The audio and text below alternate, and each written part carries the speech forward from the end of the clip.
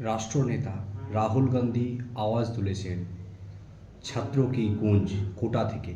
সারা ভারতের যে ছাত্রদের উপর অন্যায়, অবিচার এবং তাদের ভবিষ্যৎ নিয়ে যে ছেলেখেলামো চলছে তার বিরুদ্ধে আমাদের নেতা রাহুল গান্ধী আওয়াজ তুলেছেন।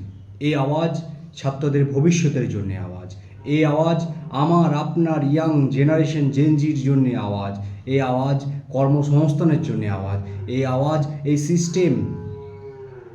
এই সিস্টেমের বসে থাকা, এই সিস্টেমের উপর রাজ করা মানুষরা যখন একের পর এক পেপার লিক করে, একের পর এক পরীক্ষার রেজাল্ট দিতে ডিলে করে, একের পর এক নিয়োগ প্রক্রিয়া বন্ধ করে রাখে, একের পর এক পার্মানেন্ট নিয়োগ বন্ধ করে টেম্পোরারি নিয়োগ চালু করে, তার জন্যে আওয়াজ তুলেছেন আমাদের নেতা রাহুল গান্ধী ছাত্র কি গুঞ্জ।